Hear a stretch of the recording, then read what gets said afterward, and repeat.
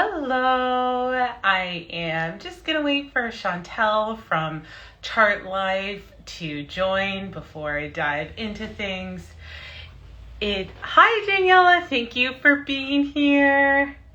And Shauntel has just joined, so I am going to figure out how to get Shauntel in here.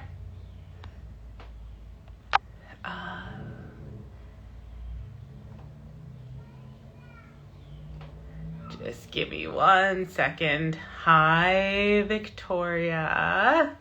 Also in here.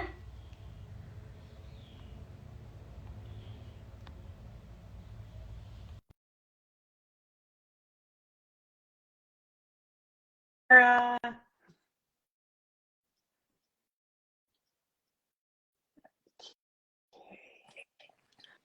Hello. There we go.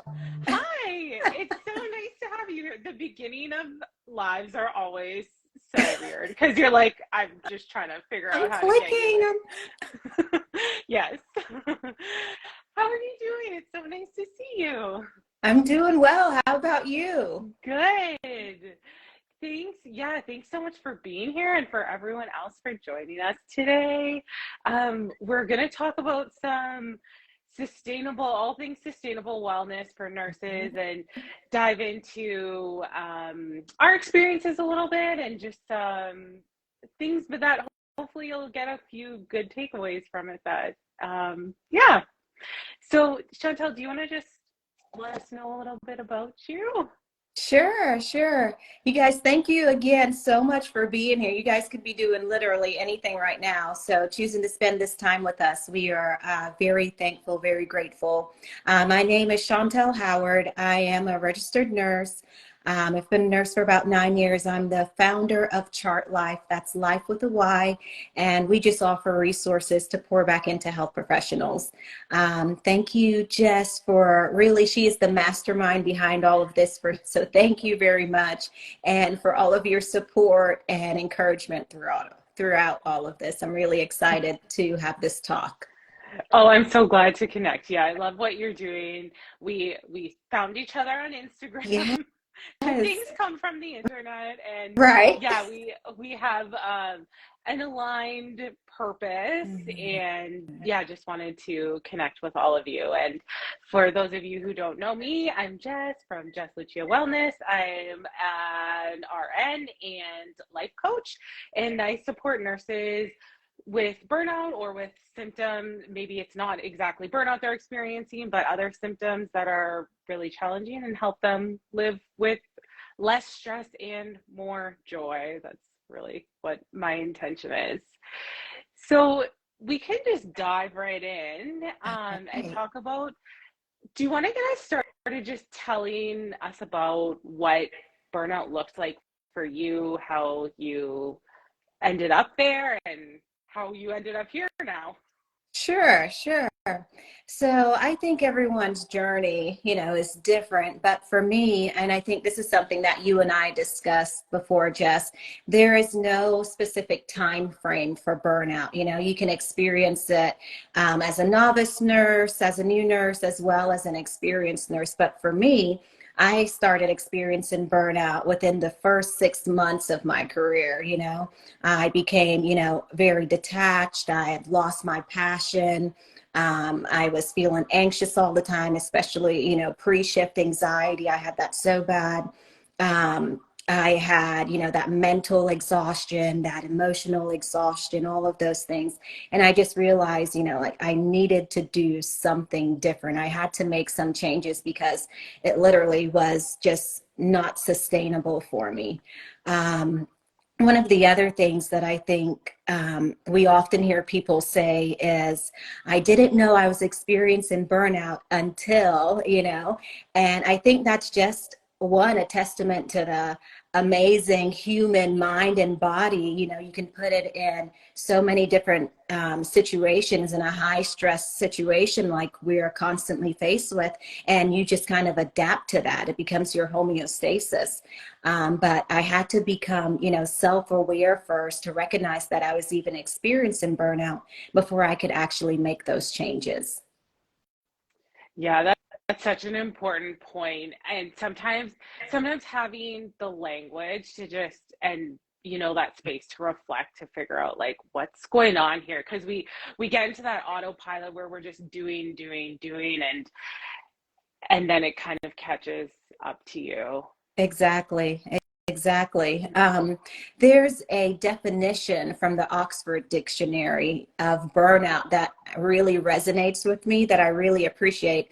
And it says burnout is the reduction of a fuel or substance to nothing through use or combustion. And the part that really sticks out to me is the reduction to nothing, because at the end of the day, that's exactly how I felt. Like I had nothing left to give. You're pouring into your patients or your clients all day. And let's be honest, we don't just pour into our patients, physically, it's mentally, it's emotionally as well. And then you get home to, maybe you have a family at home or whatever it is that you also need to take care of. And then after all of that, you still need to make time for you. And, you're just zapped of energy with nothing left to give to yourself. So Hmm. Yeah. Yeah, I really like that definition. It kind of captures it in a really mechanical. yeah, and I have this like visual along with it, like there's the World Health Organization definition that includes, the three different dimensions of burnout, which you've talked about: the emotional exhaustion, the cynicism, the detachment, and the reduced efficacy. Mhm. But the mechanical definition, there's something to it where you're like, yeah, like everything is gone, which is, Exactly. yeah. Exactly. Mhm. So how has your experience been with burnout? So I've experienced burnout twice during my career. One was a longer period, over a longer period, like over a year. And it was about 4 years into my career. And I just, it was a constant feeling of me not being enough in my work. And I was new into, it was my first leadership position. And it wasn't talked, it was in 2014, so it wasn't really talked about at that point. So I didn't really even know what was going on. I just thought I just needed to do more. And I remember sitting at my computer at like midnight trying to type an email and like barely able to keep my eyes open. And I was just like, what is happening? And then being at work all day and dealing with staff and our clients and like pouring all of my energy into that. And it was just like that, there was that reduced personal like efficacy, because I wasn't, like, I knew that I wasn't working well. I wasn't working in a, like, I was sitting at the computer doing nothing because I like had nothing left in me. Okay. Um yeah, so at that point I didn't call it burnout because I didn't know what was going on. Looking back, I had all three dimensions of burnout. And then more recently, during COVID, a couple of years ago, I was helping launch a new program, and I committed to a couple months in this role. And the workload was completely, it was so excessive. And at that point, I knew I wasn't going to be able to stay in that role and sustain my health. I'd committed to a couple months. I was asked to extend, and I just knew at that point, I knew what was going on, and I was waking up with extreme anxiety. It was, for me, I get to a point where I can't even really delegate very well. Like, I was in a leadership role again then, and I knew that the workload was excessive, but I couldn't even, I didn't have this, I just, that reduced personal efficacy again, where I just couldn't even figure out what my main issue was, which I think is an important part when we're talking about burnout, is just that you're so in it that sometimes you need to make a change to just kind of step back to see what's going on. Exactly. Exactly. Mhm. So Oh, go ahead. Oh, no. Did you, Okay. what Now, were you going to I say? was going to dive into health accountability. Yes. Are we ready to dive into Let's that? let's go for it. And so I had just a quick question, a quick story to tell, excuse me. I don't know how many of you have partners who aren't in the medical field, but my husband is not. And so sometimes, unfortunately, he's on the receiving end of all of that. But I remember having a conversation with him. And I was just, going on and on about my dissatisfaction with work. And I was telling him, oh, management is this, that, and the other, they don't care about us, yada, yada. And I was discussing, the toxic work culture. And I'm just going on and on. And finally, he looks at me and he goes, okay, but what are you going to do about it? And I'm like, well, I'm not sure how I'm going to magically fix the work culture or the management issues. And he's like, okay, you're telling me that you are dissatisfied with your job. So what changes are you going to make to change that? And it finally just kind of clicked, because I realized that I was focused on the wrong things. What you focus on really does matter. And until I chose to take ownership of those things that was in my control, then I really couldn't move forward. I felt powerless because I was focusing on those wrong things. And I think that's one of the things that we find ourselves doing sometimes. We may give up our power unintentionally, but just because we're choosing to focus on those things that aren't in our control. Mhm. That story is so powerful, I think, where like, yeah, what are you gonna do? Mhm. And no, there's a lot with that isn't in your control, but Yeah. there are things that you do have control over. And those things really vary from person to person. Right. Um, because sometimes people stay in roles because they need the benefits or they need the pension or other sorts of things, but there are, like, if something, like, there are changes that are going to be need to be made to change how you're doing. So for some people that might be going to a part-time position, or um like, it could be so many different things. And for some people, it's kind of gaining that distance where there's a lot of like ownership over, like, I've heard nurses talk about, well, if I don't deal with this extra task that isn't really their piece of work. So if I don't deal with doing the stock room, no one else is going to do it. So I Yeah. need to do it. And it's Or like, cleaning out the well, fridge. And yeah. Oh. yeah. And like, some of those are like shared responsibilities from like working in a place, but I've seen people like really take full ownership over Right. like specific pieces. And sometimes it's like, well, sometimes things need to fall a little bit like apart for management to be like, oh, we actually need to put resources into that. Like, so if it Exactly. gets, so if, the supplies get all mixed up and there's not enough, and there's something less than ideal that happens from that situation, that's sometimes what it takes for the problem to Exactly. be addressed. And yeah, and taking ownership over those things can really lead to like expedite essentially burnout. Exactly. Right. Exactly. Right. I think we have to be self-aware always first, before you can make that shift. It has to be a mindset shift before it can then be reflected in your actions. So, Mhm. So where did you go from there, what, after your husband had said, like, so what are you going to do about it? so I started just kind of take an inventory of my life, and just looking at the things that cause me the most stress. And it, always pointed back to work. And so I realized, if this was causing me, like too much stress, I needed to make some changes.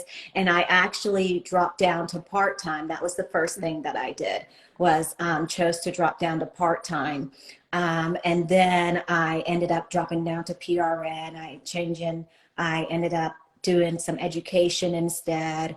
I mean, you know, a lot of times you just kind of have to see what works for you. You know, it's not a one size fits all. And a lot of it, unfortunately, is trial and error a lot of times, you know.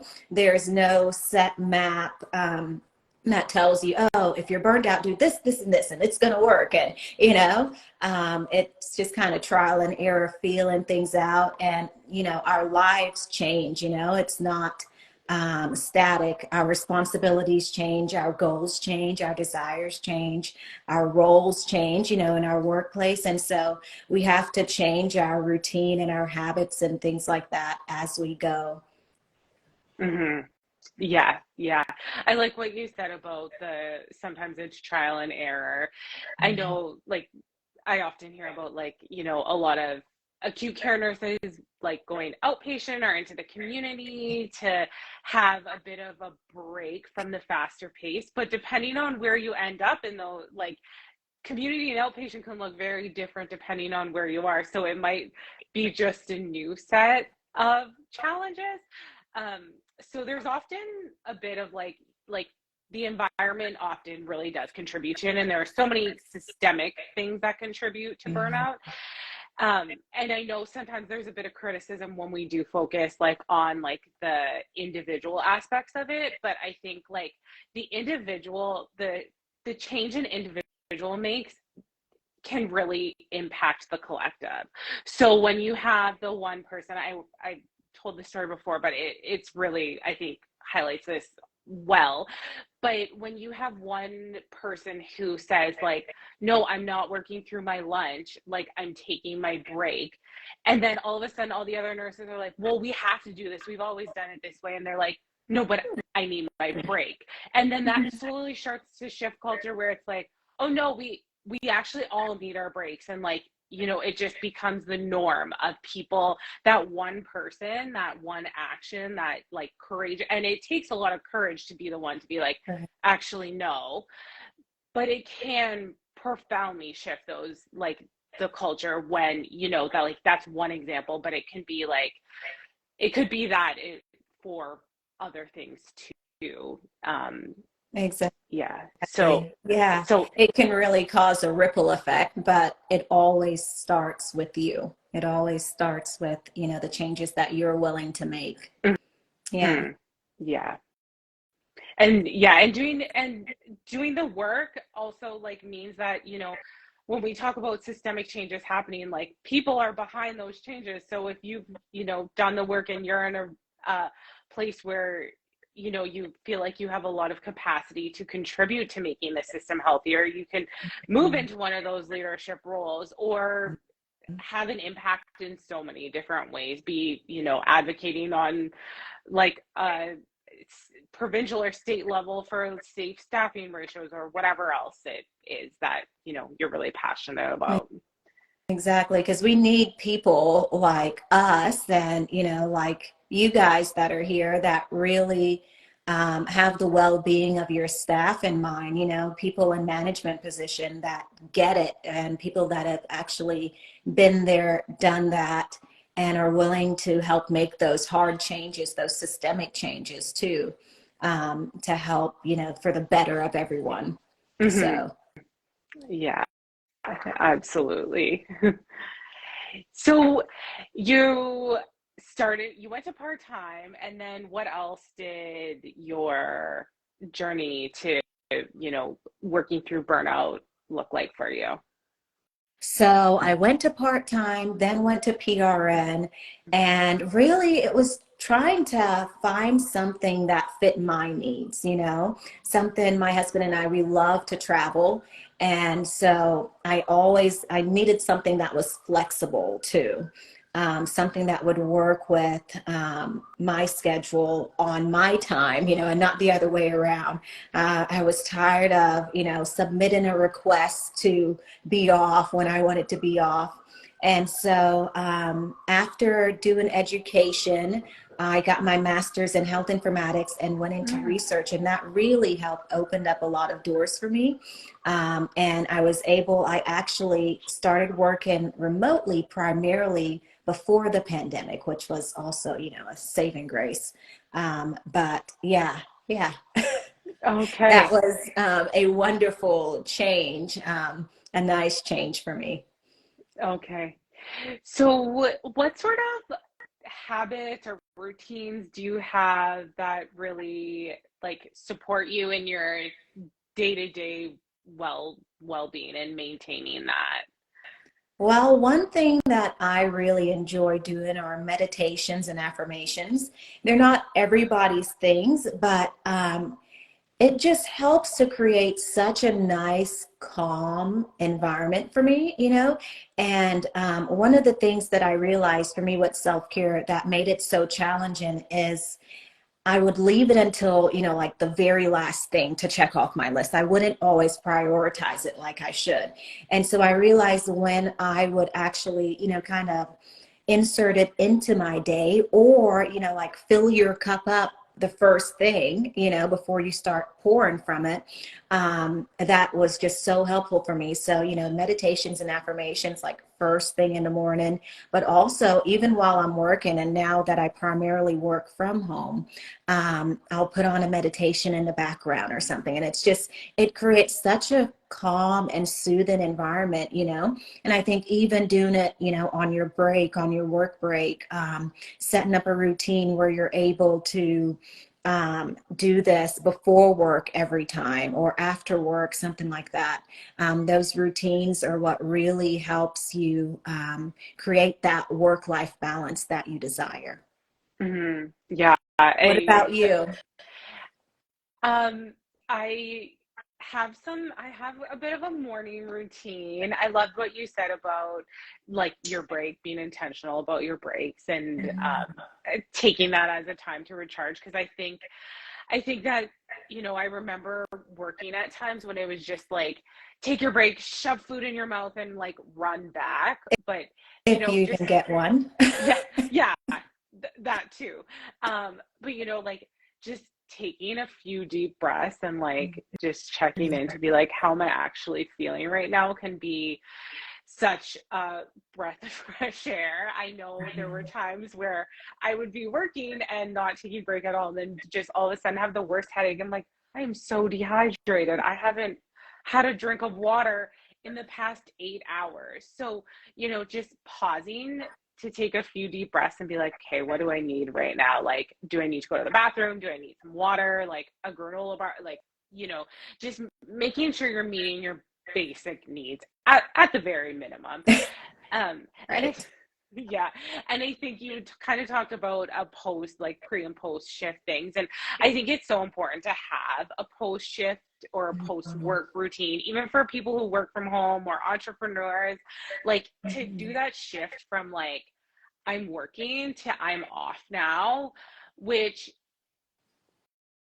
I think there's a couple benefits to it, but one, I think it does help to just like, especially if you're really stressed all day, just closing that stress cycle and letting your body know that it's safe now and that you can unwind, like the threat has been removed because we're still like, our bodies are still like responding very primitively to stressors. Like it's a we're being chased by a lion when it's Yeah. the, constant alarms and the Call all of bells that. going off. Yeah. Yeah.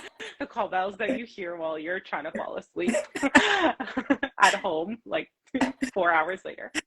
Um, but yeah, that post shift routine just to signal that transition and Mhm. to just move into like the a calmer place, I Right. think can be really helpful, and making it a routine so you don't have to think about it afterwards. So it's like not like, oh, what I'm just going home and I'm gonna scroll for 3 hours and end up down a rabbit hole, which sometimes you just kind of need to shut your mind off so that Right. happens. But being intentional about first, like, okay, let me transition into like a calmer place and being able to kind of make more like more intentional decisions from that place, I think can be really helpful.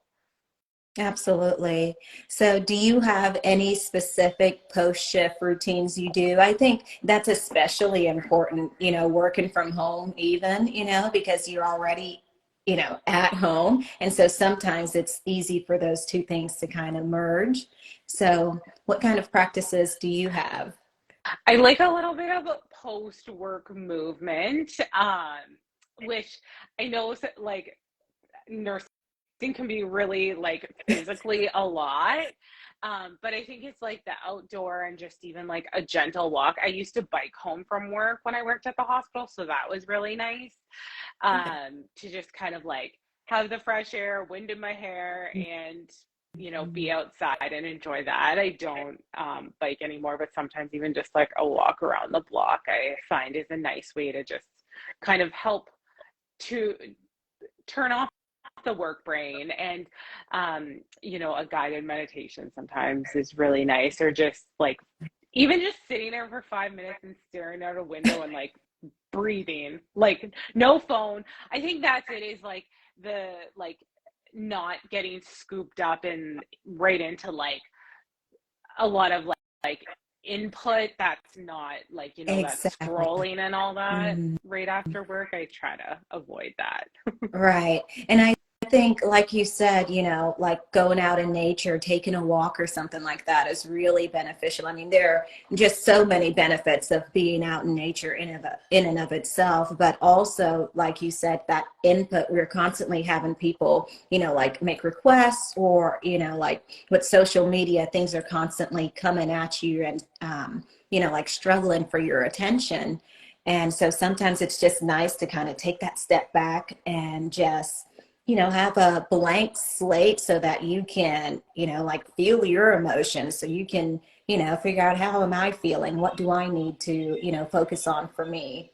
So, Yeah. yeah. Yeah. Yeah. And the other thing is like, there's so many things like around like there's certain practices that like are evidence-based, right? Like there's a lot of evidence around like gratitude and journaling and meditation and mindfulness.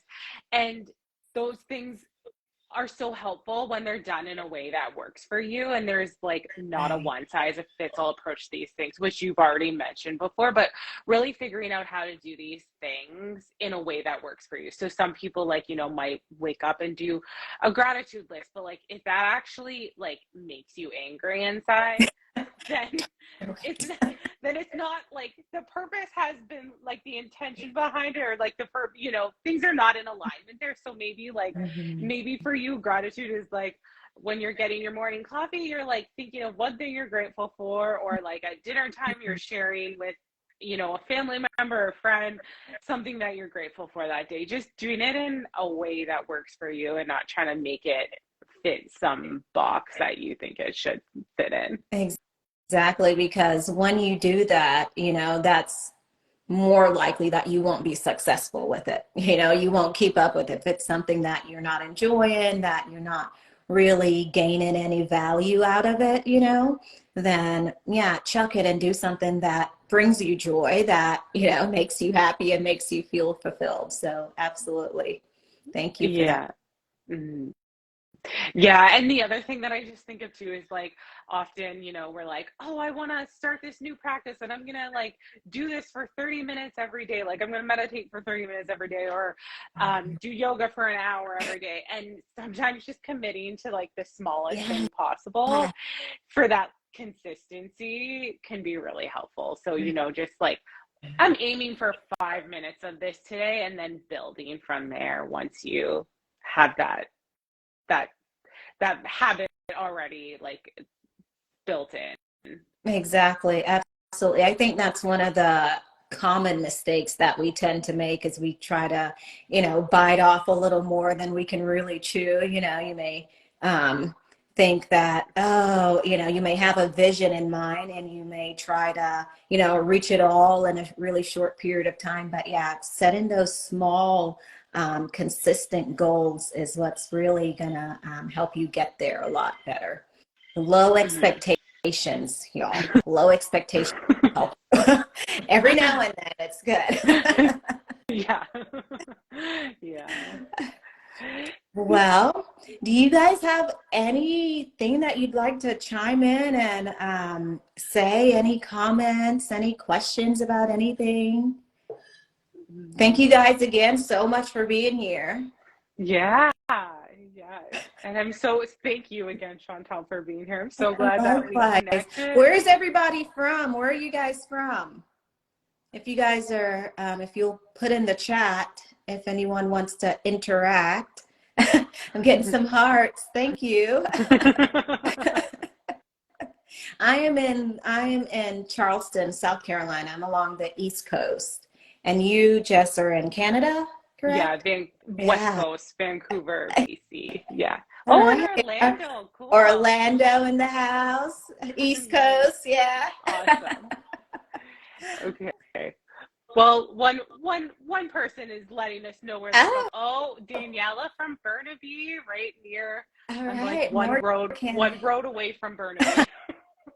Yeah. Okay. Well, thank you. Oh, Another Burnaby. Thank you so much, everyone, for being here. And Shauntel, thank you again. I'm so happy we connected. And yeah, I'm so happy to see you offering the service that you do. It's so needed. Thank you. Thank you. You guys, thank you so much again for being here. Thank you for this opportunity. And I hope that this information was useful. It was valuable. And I hope to connect with you all again very soon. Yeah. Okay. Take care. All right. Bye, everyone. guys. Have a wonderful night.